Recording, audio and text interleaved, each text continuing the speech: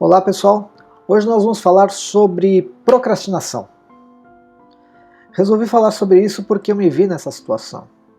Curiosamente, eu resolvi fazer um projeto, um trabalho, onde eu queria correlacionar 5 livros com questões onde o processo de revisitar o passado é muito importante no contexto terapêutico.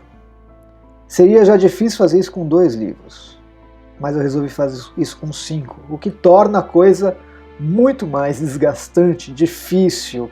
É uma agulha no palheiro, achar as citações, achar as pessoas, as frases chaves, os capítulos. E estou nesse processo já faz uns dias. E de repente me vi numa situação curiosa. Como a procrastinação trabalha conosco de uma forma imperceptível, subliminar. Não é uma forma racional e clara. Não vou fazer isso agora, farei apenas amanhã. Ela não funciona assim. Seria mais prático que assim fosse. Na verdade, ela é subjetiva, ela é emocional, ela é até mesmo fisiológica, eu vou falar um pouquinho sobre isso. A gente começa a fazer um trabalho e casualmente, por desinteresse talvez, vou falar dessas questões um pouco mais lá na frente, mas vamos colocar esse item só para poder explicar melhor, tudo parece acabar tendo mais relevância do que aquele projeto que você precisa fazer. E essa relevância desses outros itens parece que são assim inadiáveis, precisam acontecer naquele momento, daquela forma, e não tem outro momento. Então, para vocês verem como a procrastinação ela é poderosa, e aconteceu comigo, eu cheguei do nada a estar ali, começando a fazer o projeto, do nada eu falei, cara, faz tempo que eu não vou no dentista.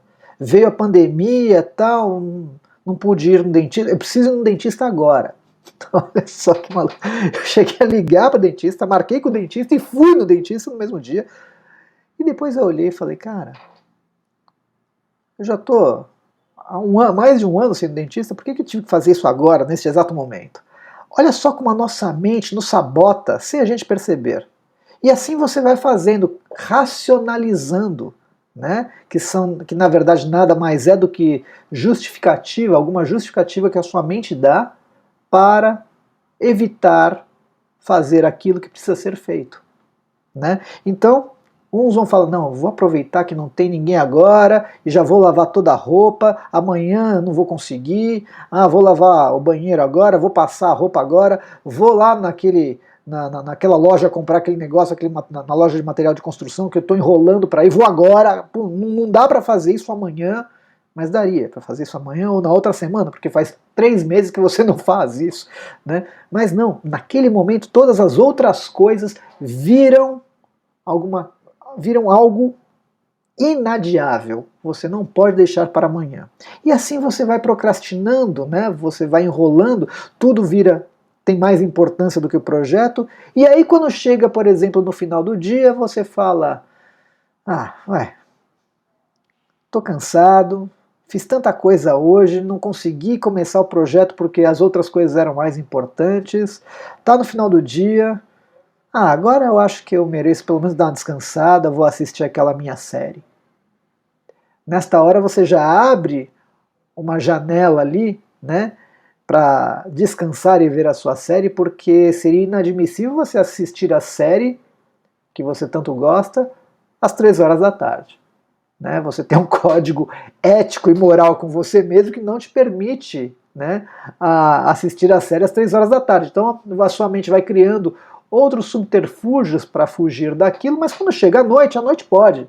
Afinal de contas, já estou cansado, fiz tanta coisa, né? Então aí posso assistir a minha série. Aí amanhã eu faço, amanhã eu estou mais descansado, estou mais tranquilo, e amanhã você acha outras prioridades e também não faz. Então a procrastinação ela trabalha dessa maneira, né? De uma forma ali inconsciente ou subliminar. O que eu quero dizer aqui é que você precisa tomar algumas atitudes mais práticas. Vou tentar elencar aqui. Aliás, falar sobre procrastinação, eu não tenho a menor pretensão, a menor intenção de fechar esse assunto de todas as maneiras, e seria muita pretensão da minha parte, né, ou até ignorância. Porque a procrastinação ela é muito individual do ser humano, e a gente vai falar daqui a pouco, pode envolver questões pessoais, né, emocionais, questões de trauma, questões de falta de propósito no seu dia a dia, né, nas suas intenções. A gente vai deixar isso aqui para daqui a pouco. Mas em questões práticas, né, porque a procrastinação ela é um sintoma que pode estar ainda encadeado com outras situações, um quadro depressivo, né, TDAH, enfim. Mas, voltando à procrastinação em si, algumas atitudes mais práticas que você pode ter seria, primeiro, organizar o seu ambiente. Então, você tem que tirar da sala o seu cachorro, o seu gato, o seu papagaio, né? Não dá para fazer com aquele radinho ali no fundo, ouvindo aquela música, tem que tirar o rádio, você precisa desligar-se das redes sociais e desligar também do WhatsApp. Eu, por exemplo, caí nesse truquezinho, porque estou ali começando a fazer o projeto, e quando você vai ver o WhatsApp, quando eu fui ver o WhatsApp tocava, era uma pessoa querendo informações sobre hipnoterapia, e tá lá o Rodrigo, né, falando, não, preciso resolver isso agora, já, ele pode virar um cliente, eu preciso ajudá-lo, não sei, né, então isso acabava sendo mais importante. Mas por quê? Por que eu não posso responder no final do dia, na verdade? Então, organize o seu ambiente. Né? 2. Coloque um tempo. Isso é muito interessante. Eu vou trabalhar 2 horas nisso aqui, nesse projeto, estudar, não importa.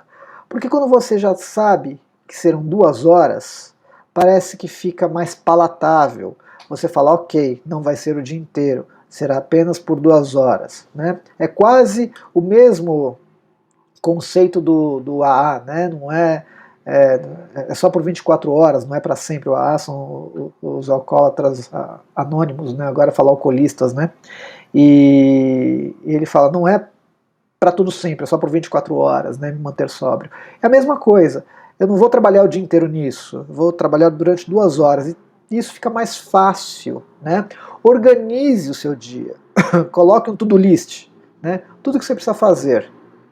Por quê? Porque você não vai colocar outras coisas extras nessa sua lista de afazeres, né? Que vão aparecendo ali porque a mente quer te sabotar. Então coloque uma lista de afazeres, o famoso to-do list, né?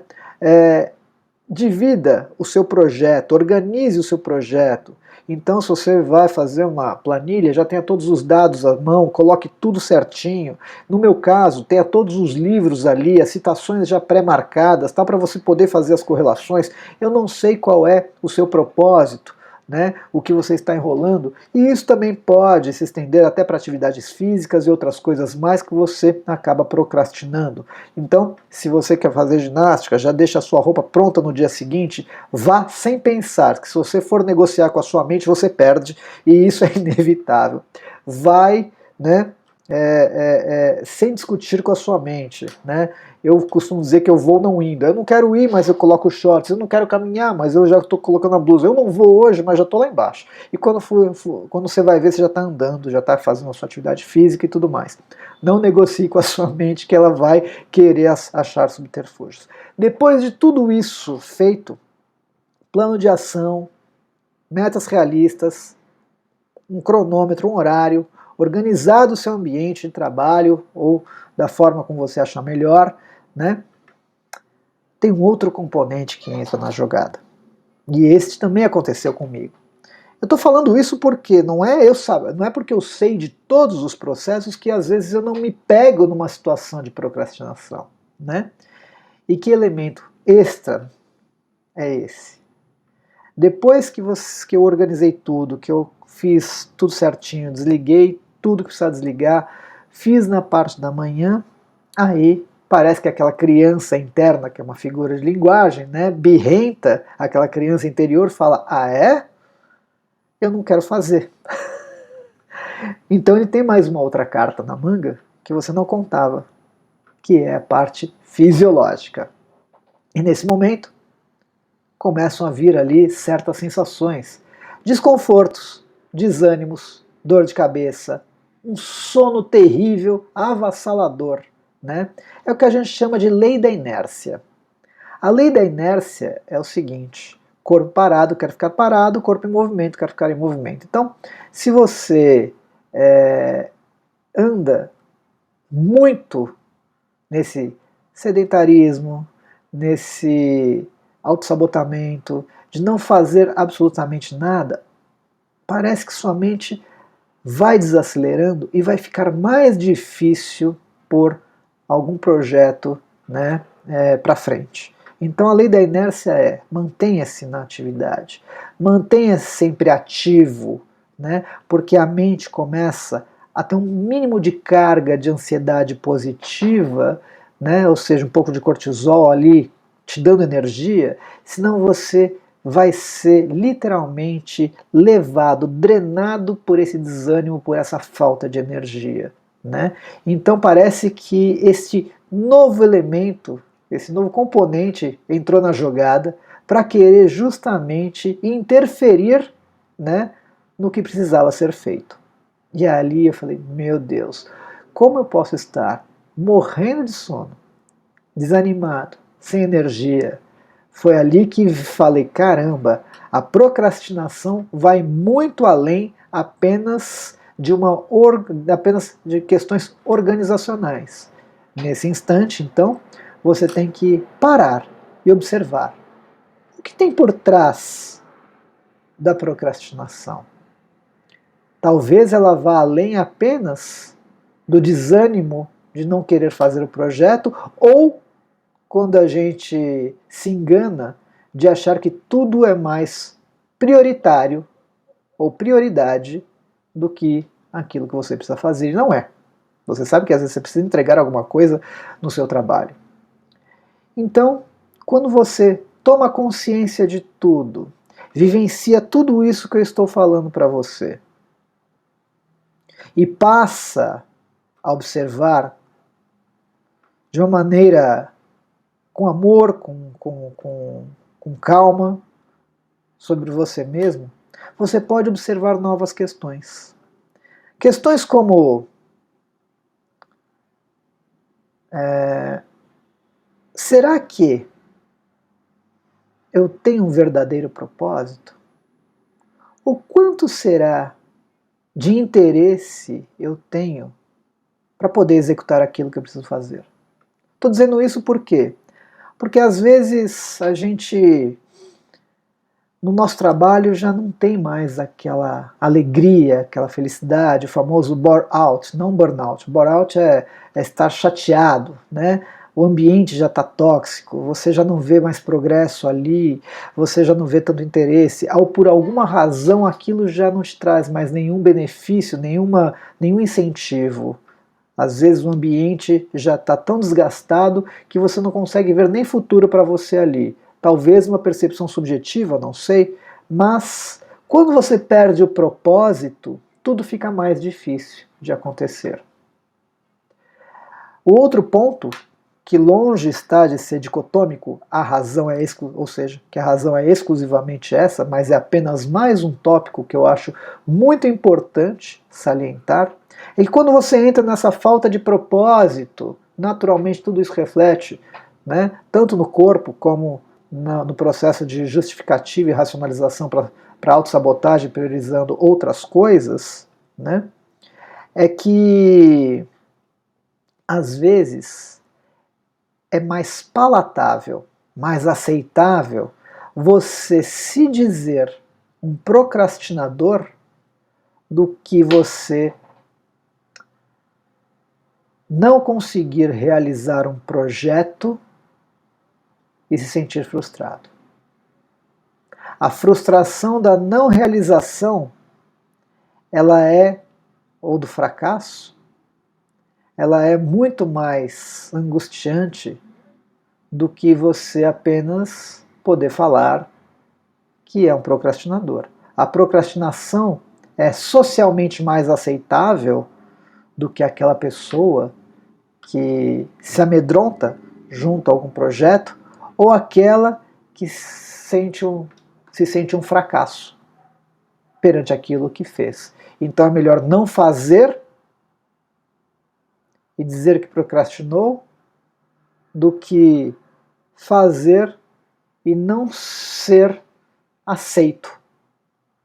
Mas o fracasso, na verdade, ele é um aprendizado. Porque não existe fracasso.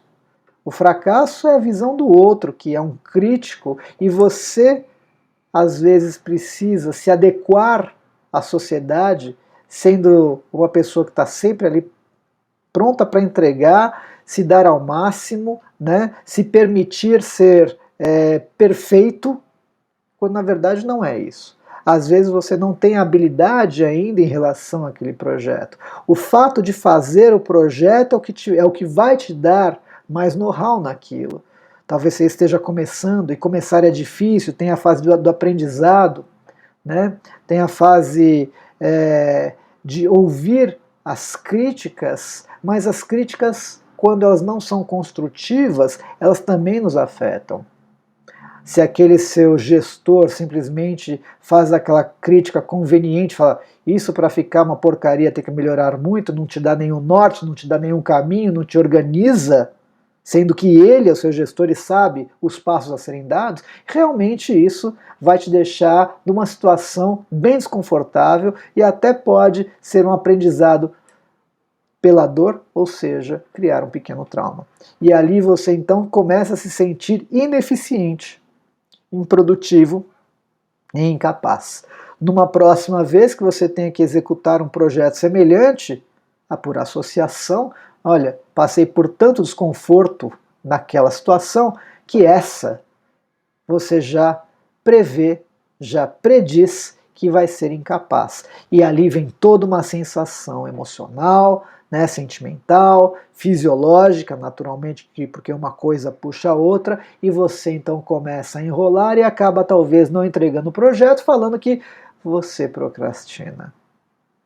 Como se a procrastinação fosse uma patologia, né? E uma vez uma pessoa entrou em contato comigo e falou assim: eu sofro de procrastinação. Eu falei: olha, veja bem, quem sofre é quem está entubado no hospital. Quem sofre é quem acabou de ter um AVC. Quem sofre é quem está fazendo agora uma cirurgia de grande porte, né, no coração. Este sofre. Então, por favor, não se patologize. Você está falando aqui, eu sofro de procrastinação, já é uma desculpa, uma evitação, né, uma desculpa evitativa para fazer aquilo que precisa ser feito. Claro que o meu posicionamento foi totalmente fora de encontro ao que ele esperava, não teve aquele acolhimento como ele imaginava, né? Não podia, de maneira nenhuma, baixar a cabeça e falar: é verdade, você sofre de procrastinação, vem cá, meu amigo, vamos conversar sobre isso. Não. Naquele ponto já precisava colocar um ponto. Falei: olha, não vamos patologizar a procrastinação.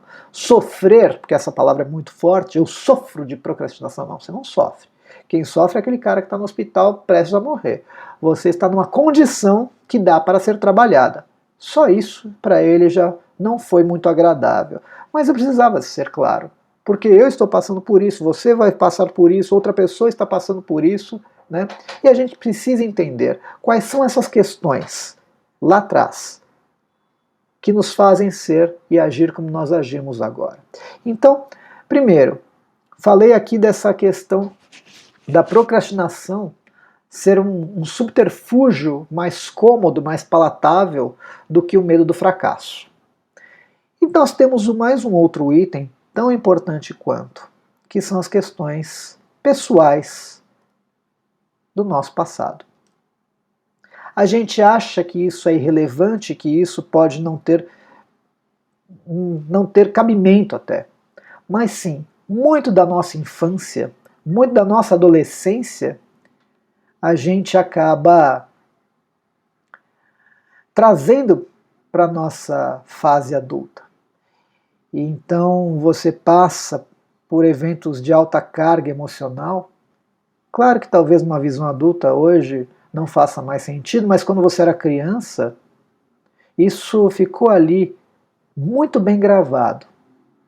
Desde cuidadores que falavam constantemente: olha, você não é bom para isso não. Você é muito criança para fazer isso. Olha, cara, você vai tentar fazer, mas você não nasceu para isso. Não, deixa isso para lá. Cara, isso está ruim, né? Ou seja, essa falta de incentivo, esse excesso de crítica para uma criança é uma sobrecarga muito grande. Às vezes, a procrastinação é na falta de acreditar no seu próprio potencial. Mamãe e papai falam que que eu sou burro, que eu não sirvo para nada, que eu só faço bobagem, então para que eu vou me esforçar se eles já falaram que eu sou quem eu sou?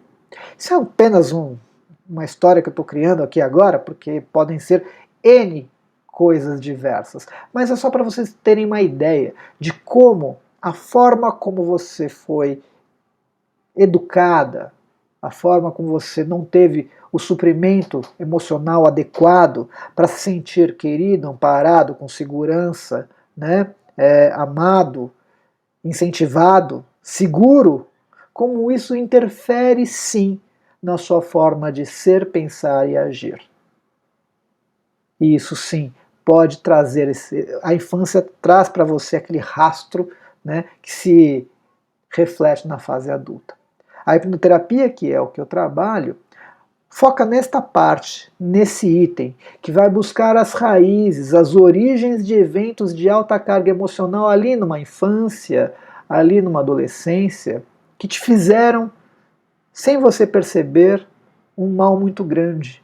A ponto de hoje você, de forma pensada, acreditada e vivida, né, por questões associativas, e o cérebro simplesmente trabalha com essas questões associativas, porque você tem o cérebro emocional, que é o cérebro límbico, que ele não tem essa relação cronológica, temporal, e ele simplesmente se adapta, né? A gente tem uma adaptação às questões emocionais que não foram ainda resolvidas, e você cria uma adaptação de como sobreviver a esse trauma, de como se adaptar de uma maneira protetiva para que você não sofra novamente. Então, às vezes, não executar um projeto, existe uma intenção positiva por trás disso.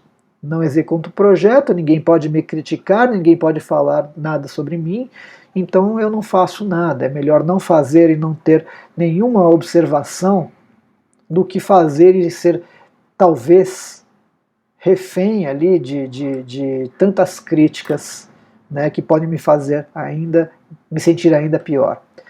Só que na verdade a gente gera uma catastrofização de tudo isso, né? Porque o tempo passa, a gente aprende, vai amadurecendo e não somos tão incapazes quanto a gente imagina ser, né? Mas mesmo assim, esse cérebro emocional, ele aprendeu e entendeu e quer continuar te protegendo. E você precisa então contradizer tudo isso fazendo projeto, justamente para ver o feedback. E na maioria dos casos, eles são positivos. Porque a gente evolui e vai continuar amadurecendo e evoluindo, né?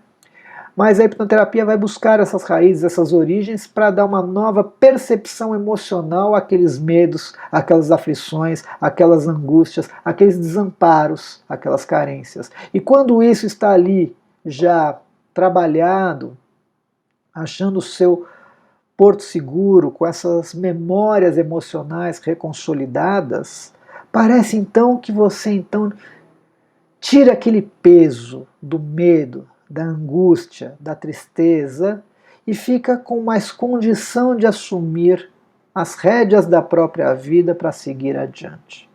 A hipnoterapia vai focar nesta parte, desta maneira. Conheço sim né, casos onde pessoas procrastinavam, né, casos que eu atendi, mas vamos falar uma pessoa em especial procrastinava porque ali na infância a professora, que foi uma fase de 1 ano, era extremamente enérgica e a metodologia dela não era nem um pouco positiva, era punitiva.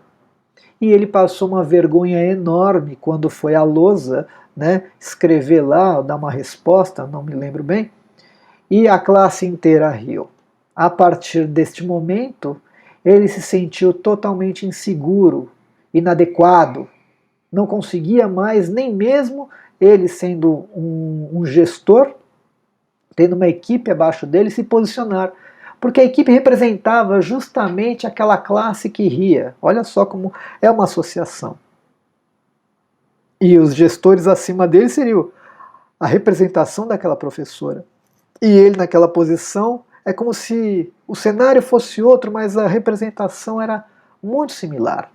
E ele já tinha feito diversos tipos de abordagens e não conseguia ressignificar isso, entender as raízes e as origens.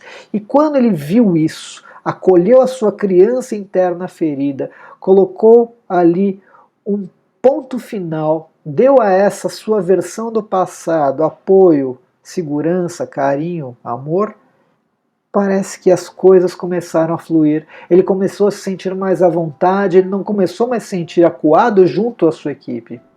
Para você ver como é interessante. E isso era também um fator, entre tantos, onde ele acabava procrastinando em todos os sentidos profissionalmente. Deixo aqui apenas esse exemplo, mas existem tantos outros, e também não vou encerrar tudo como sendo apenas isto que possa ser a principal razão da sua procrastinação, até porque o ser humano é um universo único, de tantas milhões de possibilidades, né? Falamos de dicas práticas, falamos também das considerações de propósito, né? Falamos de um item muito interessante que pode ser o fracasso, o medo do fracasso disfarçado em procrastinação, e falamos também das questões do passado, de traumas ali de uma infância e de uma adolescência, que é onde a hipnoterapia regressiva que eu trabalho atua. E agora eu tenho que voltar para fazer esse meu projeto, porque eu resolvi gravar esse vídeo ainda para fugir do meu projeto de correlacionar esses 5 livros. Mas eu fiz isso porque eu não queria também perder o time. Tá bom, pessoal? Abraço, muito obrigado e deixa aqui algum comentário sobre o que vocês acharam desse vídeo, se vocês viram alguma coisa semelhante com vocês que acontece no dia a dia em relação à procrastinação. E qualquer dúvida, tá? Deixa aqui nos comentários, né? Ou entre em contato comigo no link que tem no WhatsApp e a gente bate um papo. Grande abraço, tudo de bom, tchau, tchau.